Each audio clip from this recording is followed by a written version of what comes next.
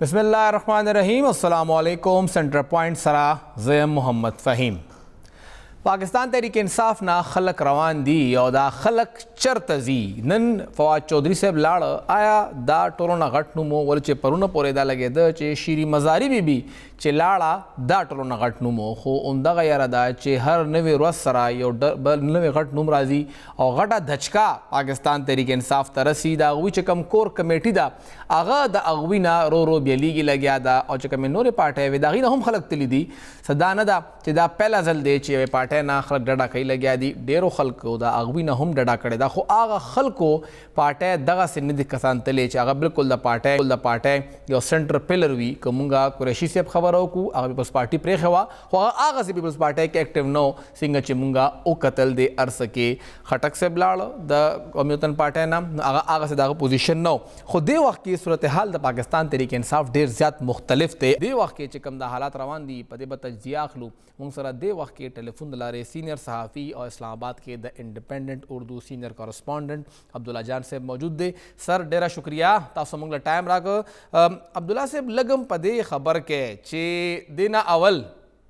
चे कला peoples party इक़्तिदार तराला नो आगा वक्त के द जनरल अयूब से पाए के किरदारो ज़ाहिरी खबर अदा आगे न पस ब्या द अगवी जनरल ज़िया सरा यो टफ टाइम रागे बटो से पाए के पानसी हम शो खो दावच मेंस के लग वक्त तेर शो ब्या नवाज शरीफ से जनरल ज़िया से पाई बांधे करम व नवाजिश हो अगवी राला इक़्तिदार ता खुदा अगवी हम स्टैब्लिशमेंट सरा हालात ख़राब शू खो दोबारा हालात खुशू उस दा अर्स PTI से रवान दी नेचुरल प्रोसेस थे चिकम लग साथ पस उमदगा स्टैब्लिशमेंट उमगा पार्टी खपलो के व्यापा जंग शी या तासो गणे चे दा यो प्रोसेस द आगे द्वानो पार्टियानो प्रोसेस ना मुख्तलिफ थे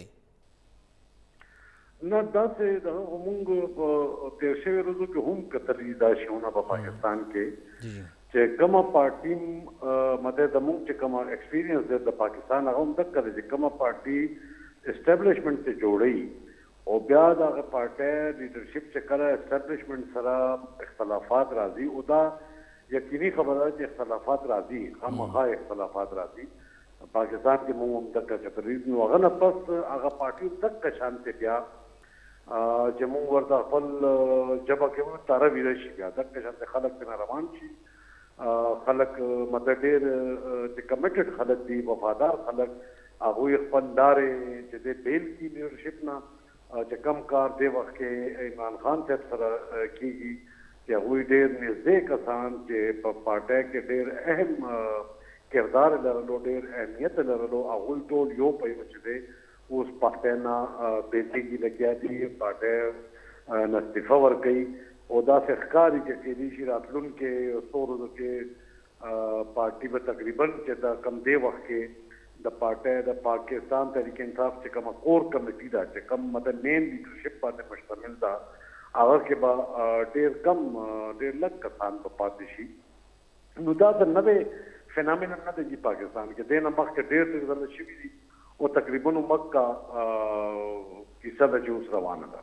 सर वजह सदा चे पाकिस्तान तहरीक इंसाफ तासो सिंगा जिक्र हो कुछ दा सख्ते ने पनोर पार्टियानो हम रागली दी हो अगवी ब्या हम सना स वक्त पर सर रेजिस्टेंस कई पाकिस्तान तहरीक इंसाफ मायदा मुश्किल वक्त 9 महीना पस रागले दे और लाए म्याशम न बराबरी की 2 हफ्ते न बराबरी की चे अगवी ब्या अल तके अगा हिम्मत बैल दुमरा जर स वजह की दीशी चे अगर रेजिस्टेंस अडमु तखकारा न शो हफ्ता पिंजर देश पगर से पस खलक रोजी और पार्टी प्रीदी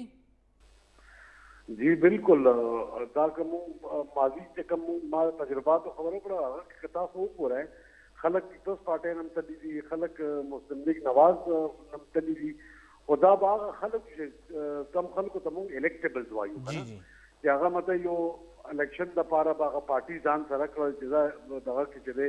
नंबर गेम पस के लाड़ू और कोर लीडरशिप से वो अगर बनत लो कम बिल्कुल कमिटेड खलक वो कमिटेड लीडरान और कमिटेड वर्कर्स जो अगर बनत लू तहरीक इंसाफ सरा दे दल के मसला दगा कि कम कोर लीडरशिप थे मेन से कम लीडरशिप थे आगा मत आगे वजह दादा कि गालिबन के आगे वजह दा के बीच अमली सियासत के या हुकूमती सियासत के तहरीक इंसाफ से दोनों मुदल आने रहते रशे और मगर कसान पर अहम वो दो बांधी कम कसान एस्टेब्लिशमेंट तो मैं ना बांधे ते पाटे तरा गलियो نو دغه شانته خلک چې دی هغه ډیر درد چې دی چوکاو شي دباو ته چې کله وی باندې لګم دباو راشي نو وی برداشت کولی نشي او وی غالبا چې ویک پوینټ هم زیات دي اسټابلیشمنٹ په لاس کې او هغوی چونکې همیشه دپاره موقعو نه فایده اوچتوي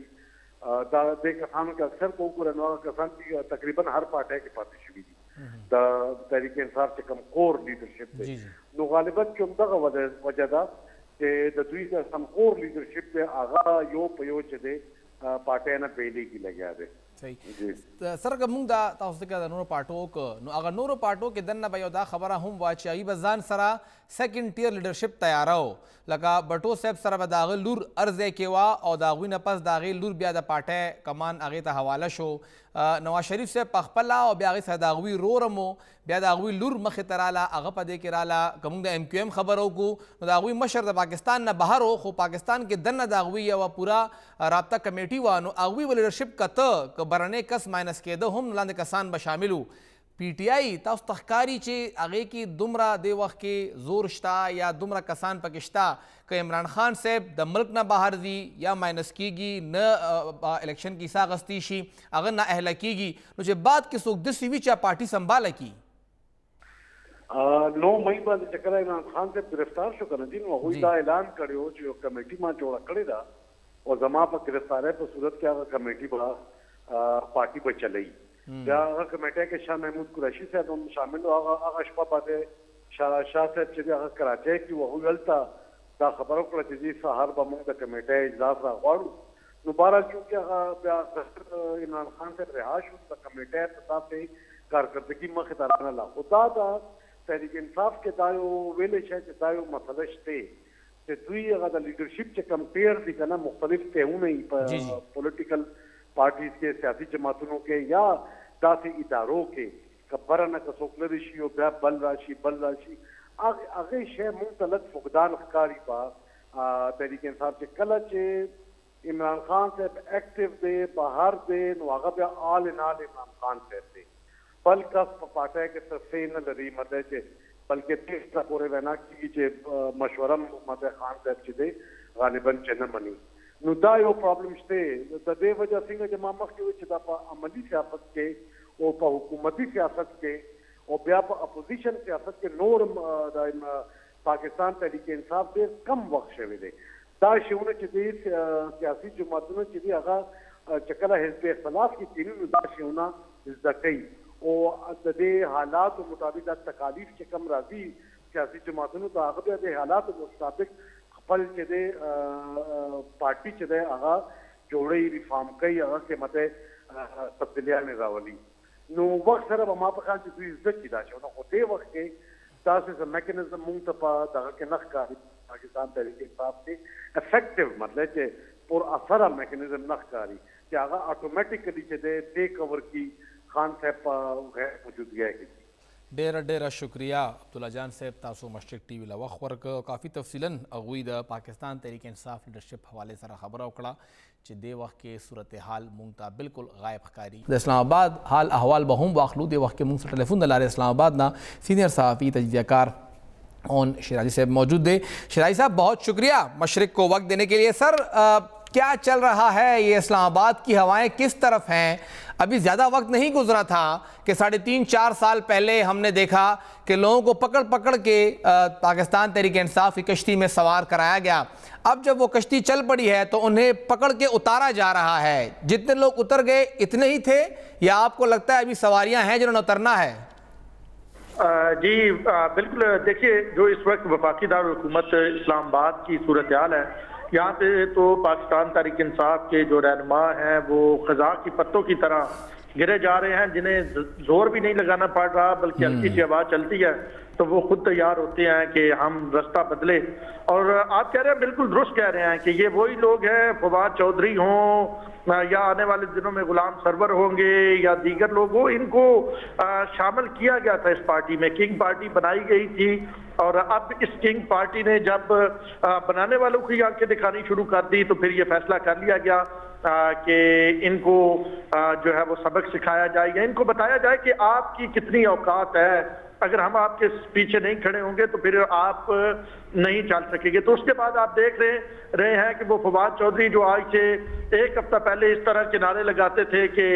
जनाब हम लेके रहेंगे आज़ादी, ये हक हमारा आज़ादी, वो आज इमरान खान को भी छोड़ गए हैं, वो आज पार्टी का ओहदा भी छोड़ गए हैं, बल्कि उससे एक कदम आगे बढ़ के उन्होंने सियासत से भी, अमली सियासत से भी उन्होंने कहा कि कुछ अरसे के लिए मैं ब्रेक लूंगा। तो ये सिलसिला रुकने वाला नहीं है, ये सिलसिला थमने वाला नहीं है। हमारे ज़राए ये बता रहे हैं कि आइंदा आने वाले दिनों में मजीद बहुत सारे तहरीक इंसाफ के जो लीडरान हैं वो पार्टी से हटेंगे और वो प्रेस कॉन्फ्रेंसेस भी करेंगे। तो मेरे ख्याल में अब चैनल्स को नेशनल प्रेस क्लब इस्लामाबाद में पक्का एक कैमरा लगा देना चाहिए, क्योंकि दिन रात देखे बगैर प्रेस कॉन्फ्रेंसेस होंगी और दिन रात देखे बगैर पीटीआई को छोड़ा जाए। शराजी साहब, अगर हम देखें तो ये वक्त सिर्फ पीटीआई पे नहीं आया, मुस्लिम लीग नून पे आ चुका है, एमक्यूएम पे आ चुका है, एएनपी पे आ चुका है, पीपल्स पार्टी पे आ चुका है, लेकिन उन पार्टियों से वो लोग गए जो कि कभी पार्टी के बहुत कम ऐसे लोग थे जो कि कोर कमेटी में हो, लेकिन पाकिस्तान तहरीक इंसाफ की पूरी कोर कमेटी ही जा रही है। जो बड़े बड़े नाम आपने भी लिए और आ भी रहा है वो कोर कमेटी है। वजह क्या है कि हार्डली 4, 5 या 6 दिन वो जेल में रहते हैं और फिर वो तशद्दुद या वो गुस्सा या वो वहाँ पे जो कुछ होता है उसको सह नहीं पाते? इतना कम क्यों उनका वहाँ पे एक पैमाना है जो एकदम से लबरेज हो जाता है? देखिए, सियासी टेम्परामेंट की कमी है। पाकिस्तान तहरीक इंसाफ के लीडरान में सियासी टेम्परामेंट नहीं है और उसके साथ साथ फिर एक इमरान खान के हीरोशिप के साथ वो खड़े थे और उनकी कोई बाकायदा तौर पे अगर आप ये कहें कि कोई सियासी उस अंदाज में साख होगी कि जनाब उनके बड़े कोई अपने हल्के थे, वहां से उन्होंने वोट लेके आने थे, तो वो भी चीजें अगर आप देखें तो उस अंदाज में नहीं है। फवाद चौधरी इससे पहले मुशर्रफ के साथ रहे, बिलावल के तर्जमान रहे और अभी वो यहाँ पे तहरीक इंसाफ में थे। मेरे ज़राए ने ये बताते हैं कि फवाद चौधरी ने फिर दोबारा पीपल्स पार्टी और नून लीग से राब्ता किया और जो उन्होंने छोटा सा ब्रेक लिया है उसका मतलब ये है कि शायद उनको कहीं से अगर ग्रीन सिग्नल आता है और जो मुमकिन तौर पर अगर आया तो नून लीग से आएगा, क्योंकि पीपल्स पार्टी ने तो पहले हिमाजत कर लिया है। तो इसी अंदाज में दीगर लोग भी हैं, वो पहले अपने रास्ते बना रहे हैं, अपनी जगह बना रहे हैं और उनका ये ख्याल है कि अगर क्योंकि वो पार्टी के अंदर रहे हैं, वो सीईसी के मेंबर हैं। फवाद चौधरी तो वो शख्स हैं जो इमरान खान के सबसे कुर्बत के दावेदार हैं और उनकी कुर्बत भी थी, हमने खुद उसको देखा। तो इनको ये समझ आ रही है कि अगर एस्टेब्लिशमेंट हमारे साथ नहीं चलती है तो फिर हमारे लिए वो जीतना क्या, सीट जीतना क्या, सियासत करना मुश्किल हो जाएगी। तो इसी वजह से ये लोग जो हैं एक एक करके इमरान खान को छोड़े जा रहे हैं। जब तक वो इमरान से मफाद उठा सकते थे उन्होंने भी उठाए, लेकिन दूसरी जानब को ये नहीं है कि इमरान खान ने भी इनको बड़ा सीने के साथ लगाया हुआ था। पिछले एक हफ्ते से फवाद चौधरी का नंबर भी इमरान खान ने ब्लॉक किया हुआ था और भी कई अहम रहनुमा है पाकिस्तान तहरीक इंसाफ के जिनके नंबर इमरान खान ने ब्लॉक किए हुए हैं। तो यकीनी तौर पर इमरान खान का ये ख्याल था कि इन लोगों के पास मेरे अलावा ऑप्शन नहीं है। लेकिन और इमरान खान खुद जब वजीर आजम थे तब भी कहते थे अपने पार्टी वर्कर्स को, रहनुमाओं को, एमएनए को कि मेरे अलावा एस्टेब्लिशमेंट के पास ऑप्शन कोई नहीं है। तो अब अगर एस्टेब्लिशमेंट कोई नया ऑप्शन क्रिएट कर देगा मुस्तकबिल में तो यकीनी तौर पर जब इनको एक और ऑप्शन नजर आ रहा है तो ये एस्टेब्लिशमेंट डिवीजन ही रिपोर्ट करेंगे। अच्छा सर, ये जो पूरा मामला चल रहा है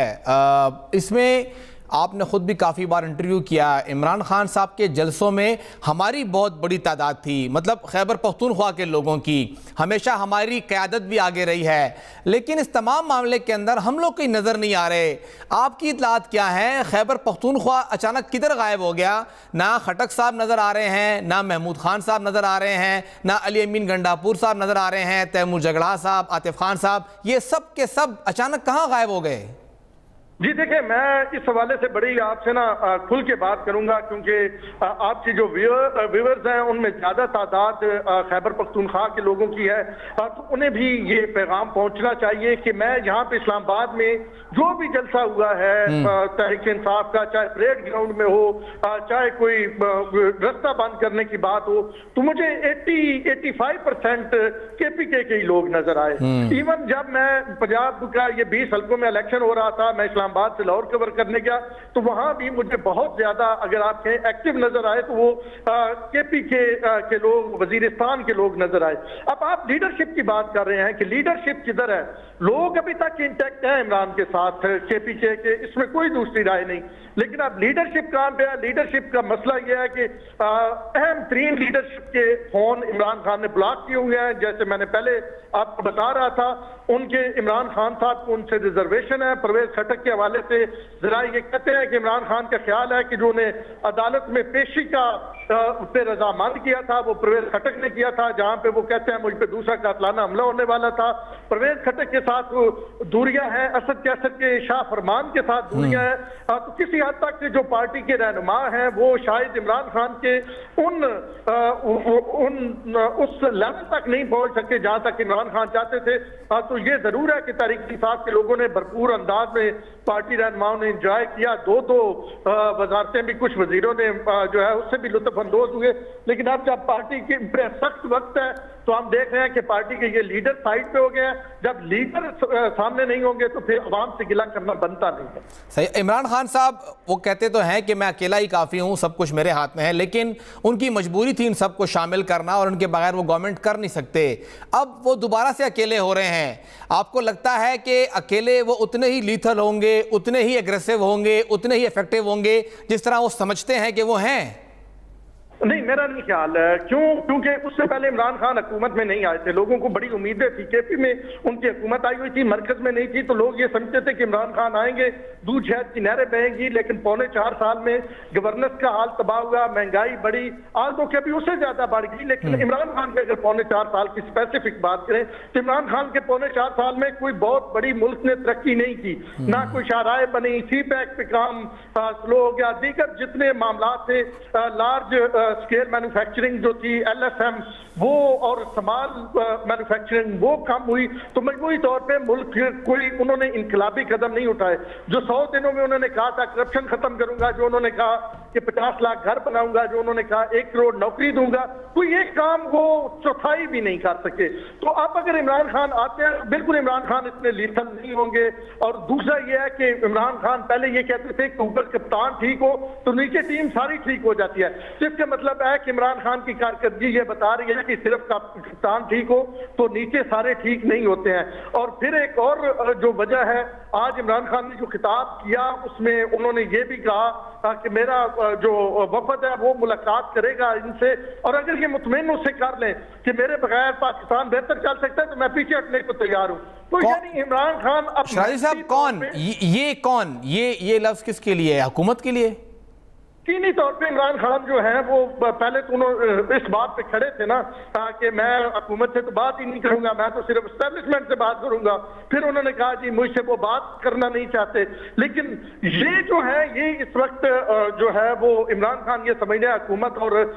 जो एस्टेब्लिशमेंट है वो एक पेज पे है, तो जो बात करनी है इन दोनों से अगर बात करनी है तो फिर भी तो मेरा मकसद ये नहीं है कि किससे बात करें, लेकिन इससे ये जाहिर हो रहा है कि वो इमरान खान जो कह रहा था कि मैं इनको छोड़ूंगा नहीं, मैं इनको MRO नहीं दूंगा, जो अमेरिका में बैठ के कहता था कि मैं इनके वो उतरवा दूंगा जाके AC, वो इमरान खान इस लेवल पे आ गया। वो कहता है कि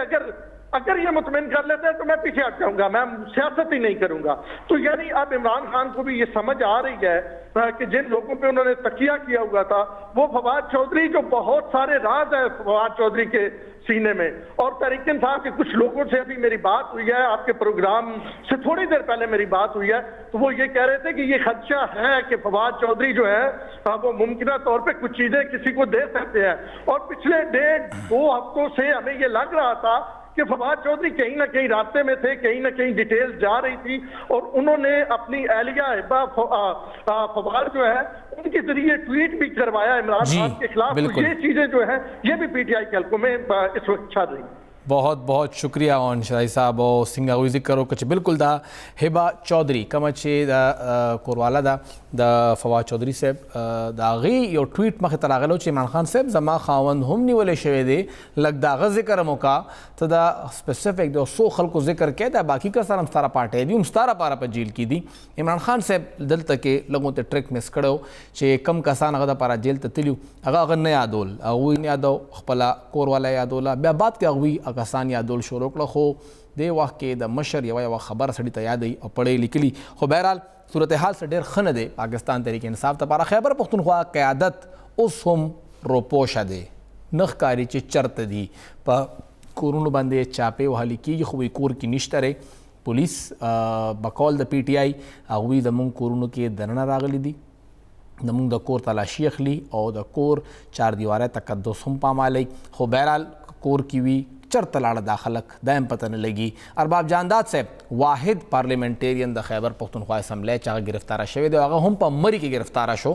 نن هغه عدالت ته پیش کړ. 14 ورځې جوډیشل ریمانډ د هغوی ورکړی شوی دی. خو باقي ټول د وخت کې مکمل روپوشه دي. یو وړه شنده ماخلو.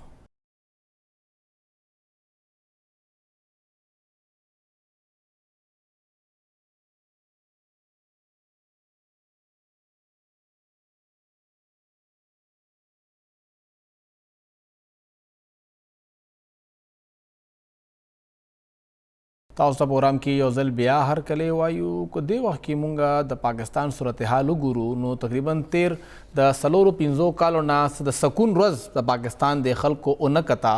او دغه مسلسل یو ټینشن یو کیاس یو منډه تړله روانه ده. او که لږ غونډې کې مونږ ماضي وګورو نو د کرونا وخت کې چې کوم حالات وو هر یو کس په نفسیاتي توګه باندې یو مسلې سره ښکار و چې روان څه دي.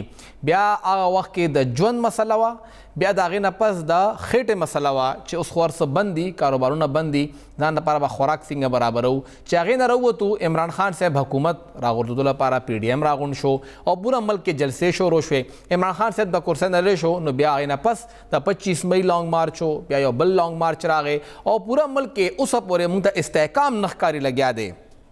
دا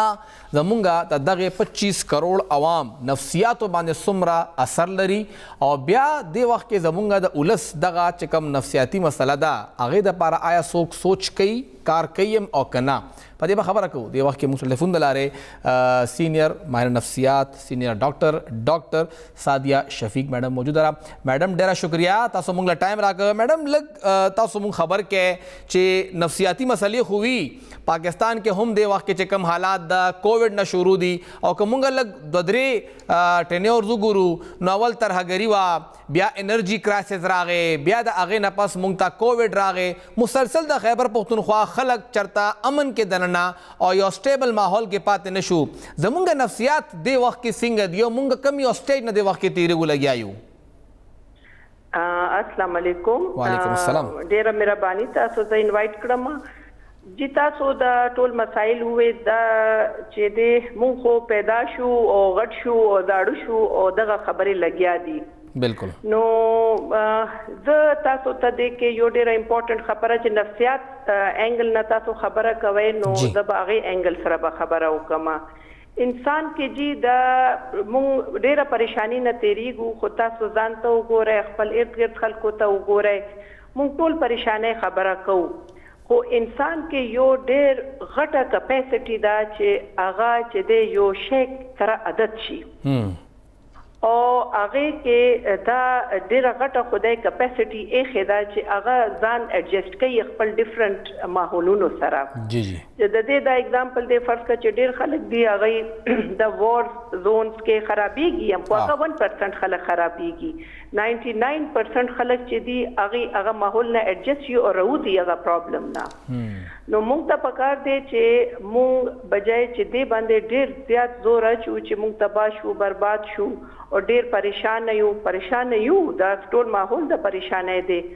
خو انسان هغې سره اډجسټ کیږي. دا یو انسان کې چې کوم دا کپیسټي دي باقي یو ځناور کې لکه چې موږ همداسې ګورو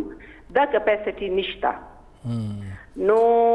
تاسو وګورئ موږ سره څه څه ونه شو. تاسو اوس د سپیشلی افغانستان وار نه چې وګورئ دا بم همدغه بم د ماکو کې هغه دغه قتلونو کې موږ خپل کالجونو تم تلي وو، بیا موږ خپل ډیوټیانې هم کړي دي. موږ دا بازارونه وګورئ دا ډک دي،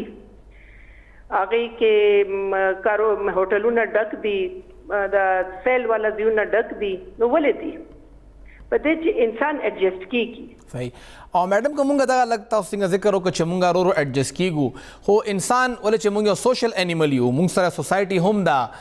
یوه مور یو پلار چې کله هغه مشکل هغه خپل بچو ته ګوري او د هغوی د مستقبل سوچ کوي، په خپل هغه ایډجسټ شو، بیا هم په حالاتو کې روزي مزدوري هم کوي، مور خپل بچي ساتي لګیا ده، خو هغه د خپل بچو دپاره څومره فکرمند وي، که هغه ترهګري وي، که هغه کرونا وي، که هغه دې وخت کې ګراني ده چې کوم حالات روان دي، د هغې څومره اثر په دغه انسان باندې کیږي؟ دا چې انسان باندې منحصر کیږي چې هغه باندې څومره اثر کیږي. خو دا زموږ یو ماحول جوړ دی چې زموږ ټول نیگیټیو خبرو ته ډیر زیات سوچ دی. بیا هم زه وایم چې دا نه دی چې نیگیټیویټي نشته، خو دا دی چې تاسو ډیر غټ کسانو وګورئ، ډیر داسې قومونو ته وګورئ، نو هغې ډیر مشکل حالات نه تیر شوي دي او هغې راوتي دي. نو مشکل حالات خو انسان زندگی باندې راځي، دا نه دی چې زه به وایم چې زما نشته یا انګریزانو به نه وي یا بل څه قوم به نه وي. هر چا پرسنل لیول باندې یو مشکل به ضرور زندگی کې وي، کېدای شي زیات هم وي. نو هغه بېشک موږ ته پکار دی چې دې حالات کې موږ خپل بچو ته بجای چې نیگیټیو هر وخت سرمنس ورکو کنه چې دا تباه شو هغه تباه شو ملک برباد دی، دا نه دی پکار جی، دا ډیر زیات غلطه طریقه ده. صحیح. او میډم تاسو څنګه ذکر وکړو چې دا دینه زیات غټې تبایانې په نورو قومونو راغلي دي، خو هغه دینه راوتي دي. دغه چې کوم دی وخت کې یو ټراما ده، یو سایکولوژیکل پرابلم دی، هغې نه راوتو دپاره تاسو څه ګڼئ چې دې وخت کې آیا مونږه د ریاست په لیول باندې، حکومت په لیول باندې، او چې څوک ذموار خلک دي د هغې په لیول باندې مونږه خپل دغه قوم ته دغه خلکو ته هغه ماحول ورکو، هغه اکټیویټیز که هغه تفریحي وي، که هغه فلم وي، ډراما وي، یا دې وخت کې مونږه وګورو یو ځای کې یو سپیس وي، گرین سپیس وي، پارکینګ هلته کینی ګپ شپ ولګوي، هغه ماحول آیا مونږه دې وخت کې خیبر پختونخوا چې ته وینو لګیا چې ملاویږي لګیا دی؟ جی داسې خو زه ګورم چې کوشش خو کیږي، دا هم نه دی چې بالکل کوشش نه کیږي، خو چې موږ لږ داسې قوم بطور قوم لږ نالایقه غوندې کیو چې موږ یو ښه کار پسې نه ځو. موږ ته زموږ دا کار دی چې موږ بل باندې تنقید کوو، موږ خپل کار نه کوو. لکه چې اوس زه ناست یم، نو زه به وایم چې سیاست کې پکار دی چې نواز شریف دا وکړي، عمران خان دا وکړي، فوج دا وکړي، نو دا زما کار نه دی. زما کار دی چې زه خپل مریضانو سره ښه لکه د هغې ښه ټریټمنټ وکړم، د خپل چې کوم ماته ارد ګرد ماحول دی چې زه ښه کم، چې هر بنده دا کوشش کوي چې هغه خپل کار ښه وکړي. نو ما خیال کې دیس کین میک ا بگ ډفرنس، چې بجای چې زه موږ هر وخت دا وایو چې بل کس څه کوي. اوس زموږ دا ټول معاشره کې یو ماحول دا چې دی خدای چې دی زموږ ملک باندې لږ ښه هغه شي، لکه د ماحول ښه شي، خو ټول خلکو دا خیال دی چې موږ به غلا هم کوو، موږ به رشوت هم اخلو، موږ به دروغ هم وایو، موږ به هر شی کوو، خو موږ باندې یو فرشته صفت سړی راشي او هغه زموږ ټول مسایل حل کړي. دا چې ډېر غلط سوچ دی. لکه تاسو وایئ چې انفرادي توګه موږ بدلیږو نو هلې به پوره قوم بدلیږي. بالکل. اور زموږ ډیوټي دا ده، زما ډیوټي دغه ده چې زه خپل کار پوره کړم. زما دا اډو کار نه دی چې زه بل کار کې کار لرم. ډېره ډېره شکریه میډم ډاکټر سادیه شفیق بی بی او هغوی څنګه خبره وکړه چې یو خو انسان کې ان بلټ یو خصوصیت دی چې هغه هغې حالات سره ځان ایډجسټ کوي، چې کومه مسله مخې ته راځي هغې سره هغه ځان برابروي. خو بل خواته لږ دا کوشش هم پکار چې پخپله موږ ځان ښه کړو او دغې ماحول کې دننه موږ ځان مثبت تبدیلي راولو او پازیټیو سایډ ته تلاړ شو، نفسیاتي توګه باندې هم او فزیکل طریقې سره هم یو وړه شنده ماخلو.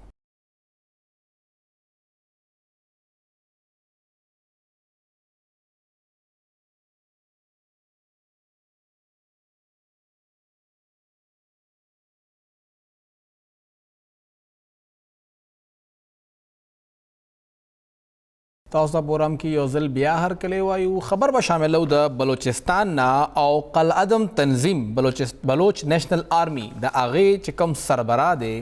गुलजार इमाम शंबे अगه پرون میډیا مخې ته پیش شو په کوټا پریس کلب کې هغوی پریس کانفرنس وکړ او هغوی وزیر داخله بلوچستان ضیاء لانګو صاحب سره ناست او هغوی دا وویل چې زما طریقه ټیک نه وه، ما اسلحه اوچته کړې وه او علیحدګي پسند تنظیم و، هغه ما غلط کار وکړ، د پای باندې پښیمانه یم او زه د ریاست نه د رحم اپیل کوم او دا وایم چې دا زمونږ کردار نه کم چې مونږ وکړ، اوس د ریاست مونږ سره د مور کردار ادا کی په مونږ دې رحم وکړي. دا یو ډېر غټه هم ده ګلزار امام شنبې نیول، خو دا ګټه څومره غټه ده دې حوالې سره به مونږ کوټه ته ځو او کوټه نه دې وخت کې مونږ سره ټلیفون د لارې دا کوئٹہ بیورو چیف دنیا ٹی وی عرفان سعید صاحب موجود تھے. عرفان صاحب بہت شکریہ آپ نے ہمیں وقت دیا. عرفان صاحب یہ کیونکہ ہم تو بہت دور بیٹھے ہیں کوئٹہ سے، آپ کوئٹہ میں بیٹھے ہوئے ہیں، کتنی بڑی کامیابی سمجھتے ہیں گلزار امام شنبے کی گرفتاری اور پھر اس کے بعد اس طرح ان کا سامنے آ کے اپنا اعتراف کرنا کہ ہمارا طریقہ کار درست نہیں تھا؟ جی بسم اللہ الرحمن الرحیم، بہت بہت شکریہ. سب سے پہلے جس طرح آپ نے کہا کہ یہ کتنی بڑی کامیابی ہے، میں سمجھتا ہوں کہ بلوچستان میں جب سے یہ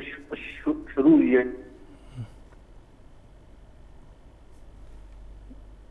عرفان صاحب زمونږ کال ډراپ شو، دوباره رابطه کوو عرفان سعید صاحب سره. پرون پریس کانفرنس دوران امام شنبه دا خبره وکړه چې د 15 کالو نه زه دغه وسله په لاس وم، ما دغه جدوجهد کو ایغو جدوجهد وی بهرحال خو کوم جنگ هغوی شروع کړو او چې کوم غونتې حالات نه زه تیر شوی یم، یو بلوچ زما مقصد د علاقې حفاظت کولو خو هغه لاره ټیک نه وه او زه اوس پای باندې پوه یم چې زمونږ دغه مباحثه ټیک نه ده. بلوچ قوم چې کوم مشران دي هغوی سره ما خبره وکړه او هغې نه پس زه په دې خبره باندې قایل شوم چې واحده طریقه د بلوچستان د حقوق حاصلولو دپاره د حقوق حاصلولو جنگ دپاره هغه لاره ده د آئین او د پارلمان. نو زه به اوس د سیاسي طریقې سره دغه آئین او پارلمان په لاره باندې خپل حقوق حاصلوم. هغوی دا وینا هم وه چې دغه خبره چې کله ما دغه جنگ شروع کو ما وسله اوچتوله هغه وخت کې زه د ریاست نه هغسې خبر نه وم چې څنګه ما ته پته وه او ما چې کومه لاره شروع کړې وه هغه صحیح نه وه او زما د هغې لارې د وجه نه ما چې وسله راواغشته نو هغې د وجه نه بلوچستان کې حالات ډېر زیات خراب شو او هغې د وجه نه یو پریشر ګروپ په حیثیت مونږ کوشش کوو چې مونږ به حالات دې حد ته راولو چې مونږ ته زموږ حق ملو شي، خو حق پای باندې نه ملاویږي. دغه طریقه ټیک نه ده او زموږ چې کومه طریقه وه د هغې ټول نقصان الټا بلوچستان قوم ته کیږي لګیا دی، بلوچ قوم چې دی هغې ته نقصان کیږي لګیا دی. هغوی یو بله خبره ډېر د کار دا وکړه چې زه خو رالم ما خو د هر څه پرېښودل، خو چې کوم نور خلک دې وخت کې وسلوال دي هغوی سره وسله په لاس دي که هغوی دې وخت کې په غلطه لاره باندې دي، زه هغوی نه اپیل کوم چې هغوی هم دغه لاره پرېږدي او هغوی دې سپیشلی خصوصا بلوچستان چې کوم طلبا دي چې کوم سټوډنټس دي ډېر ینګ هلکان دي او جینکۍ پای کې هم شامل دي، هغوی ته دا وایم چې تاسو نور په جنګونو کې وخت مه ضایع کوئ. بلوچستان چې کوم دې وخت کې آئیني طریقه ده هغې طرف ته راشئ، سیاست ته راشئ او د بلوچستان په ترقۍ کې تاسو خپل کردار ادا کړئ. دا خو د هغوی دې حوالې سره خبره. خو بله خبره چې کومه هغوی کوله عرفان سعید صاحب یو ځل بیا موږ سره دی. جی عرفان صاحب آپ بات کر رہے تھے، آپ کی کال ڈراپ ہو گئی، کتنی بڑی کامیابی ہے اس گلزار امام شنبے کی گرفتاری؟ عرفان صاحب زمونږ کال بیا ډراپ شو، کوټه کې غالبا څه د سیګنلز مسله هم ده ځکه زمونږ سره کال نه برابرېږي لګیا دی. خو بهرحال چې کوم هغوی خبره وکړه گلزار امام شنبې هغه دا وی چې یو خوا خو دا ارس حالات دي، بل خوا ته دا خبره هم ضروري ده چې زما مستقبل به څه وي. هغه همدغه وایي چې ریاست دی د مور په حیثیت خپل کردار ادا کي او چې کومې غلطیانې ما نه شوي دي ما د هغې غلطیانو نه اوس واپس معافي راکړي او ما له د یو بله موقع راکړي چې زه دغه ژوند طرف ته واپس راشم. څومره خلک د جنگ کې زما د لاسه وجلې شوي دي او هغې کې هغوی ته نقصان شوی دی. گلزار امام شنبې دا وایي چې زه د هغوی نه معافي غواړم چې ما ته د معافي وکړي او دا یې ووایي چې کوم دې وخت کې د بلوچستان او افغانستان یو جغرافیایي صورتحال دی هغې په بنیاد د ټول دنیا سترګې افغانستان ته او بلوچستان ته دی. بلوچستان هغوی سپیسیفیکلی یادو چې ټول نظر بلوچستان ته دی او د وجه نه زیاتره داسې خلک دي چې هغه د خو حالات خرابول غواړي او هغه خلک هغوی دا هم وایي چې کم کسان د وخت کې بلوچستان کې حالات خرابوي هغوی ته یو نه یو ځای نه سپورټ ملاویږي لګیا دی. دې نه مخکې یو بل علتګي پسند نیولی شوی او هغه هم ډېره غټه ګټه وه چې کوم د آی ایس آی ته یو غټ آپریشن حوالې سره حواله شوی. عرفان صاحب یو ځل بیا موږ سره دی یو بل کوشش کوو چې ای سره خبرو کوو. عرفان صاحب آپ ہمارے ساتھ ہیں؟ عرفان صاحب جی آواز آ رہی ہے آپ؟ جی اب کلیئر آ رہی ہے, آپ اپنی بات پوری کیجیے گا. جی تو جس طرح آپ نے سوال کیا کہ بلوچستان کے لیے یہ کتنی بڑی کامیابی ہے, میں سمجھتا ہوں کہ بلوچستان میں جب سے یہ شورش شروع ہوئی ہے اس کے بعد سے یہ سب سے بڑا آپریشن اس کو کہہ لیں, سب سے بڑی کامیابی ہے. ہماری انٹیلیجنس فورسز نے جس ٹیکنیکل طریقے سے گلزار امام شمبے جو کہ بلوچستان نیشنلسٹ آرمی کے سربراہ بھی ہیں, اور یہ پہلی مرتبہ بلوچستان میں کسی تنظیم کے سربراہ کو گرفتار کیا گیا ہے اور اس سے جو معلومات حاصل ہوئی ہیں کافی معلومات اس سے ملی ہیں, اور جس طریقے سے میڈیا کے سامنے آ کے انہوں نے اعتراف کیا کہ 15 سال سے وہ جس جدوجہد میں وہ لگے ہوئے تھے وہ راستہ غلط تھا. ان کا یہ بھی کہنا تھا کہ انہوں نے نوجوانوں سے بھی اپیل کی کہ بیٹھ کے مذاکرات کے ذریعے ہی بلوچستان کے مسائل کو حل کیا جا سکتا ہے. یقیناً یہ بہت بڑی ایک ہماری انٹیلیجنس فورسز خاص طور پہ آئی ایس آئی کا جو جس طریقے سے انہوں نے پلاننگ کی گلزار امام کو گرفتار کرنے میں سمجھتا ہوں یہ دنیا میں اس کی مثال نہیں ملتی. اس سے پہلے بھی آپ کو پتہ ہے بلوچستان سے ہی ایران کے راستے جب بھارتی ایجنٹ جو تھے جاسوس کلبھوشن یادو وہ بھی اسی طریقے سے بلوچستان میں آپریٹ کر رہے تھے, اور انہی تنظیموں کے ساتھ جو جس طریقے سے بھارت کا جو ایک نیٹ ورک تھا اس کا ایک پتہ لگایا گیا, اور کلبھوشن یادو کو بلوچستان میں جو ایکٹیویٹیز جو تھی جس میں براہ راست جو انوالو ہے انڈیا, اس حوالے سے جو معلومات ہماری انٹیلیجنس کو ملی اور گورنمنٹ کو, تو میں سمجھتا ہوں یہ گلزار والا جو آپریشن ہوا ہے یا گلزار کو جس طریقے سے اریسٹ کیا یہ بھی ایک بہت بڑی کامیابی ہے بلوچستان کے حالات کو بہتر کرنے میں, اور خاص طور پہ ان نوجوانوں کو جو پہاڑوں پر گئے ہوئے ہیں ان کے لیے ایک بہت بڑا میسیج تھا کہ بلوچستان سے جس طریقے سے لوگ نوجوان جو پہاڑوں پر گئے ہیں اور جو تعلیم کا راستہ چھوڑ کر انہوں نے بندوق اٹھائی ہوئی تھی, گلزار شمبے نے جس طریقے سے ان کو ایک میسیج کنوے کیا ہے, تو میں سمجھتا ہوں اس کے بلوچستان کی جو اس شورش ہے اس کو ختم کرنے میں کافی مدد ملے گی. بہت بہت شکریہ عرفان سعید صاحب, آپ نے ہمیں وقت دیا او څنګه خبرو کړه چې کلبھوشن یادو یو ډېر غټ آپریشن هم کامیاب آپریشن او چې کسونی ولې شو او نن انډیا ته کوم پیزوان چولې دي نو هغه دغه آپریشن درا سره چې کلبھوشن یادو ذکر کم زم راشي نو انډیا بالکل په بیک فوټ یو خبرو جواز سره نه چې تاسو څه کوي لګي اسې انکار کوي دا غوي سټیټ سپانسر ټیرریزم کم چې پاکستان کې غوي کوي لګیا دي دا خبره بلاول بھٹو زاداری په انډیا کې مکړه وا او د ارس په شا باندې هم اغوي دي او اغوي پاکستان کې امن نه غواړي, خدا زمونږه چې کوم راستیداری دي اغوي هم امن د پاره هم دغه منډه تړي وي او دا ډېره غټه هغې د پاره هم دا چې گلزار امام شمبې اوس مخې ته راغی دا مني چې او ما غلط کار کو ډېر څه به داسې هم شیر کړي چې هغه به زمونږ د پاره ډېر زیات ګټور معلوماتي او بنیاد به ډېر څه مخې ته هم ځي. پروګرام وخت ختم دی, اجازت راکړئ, د الله پامان.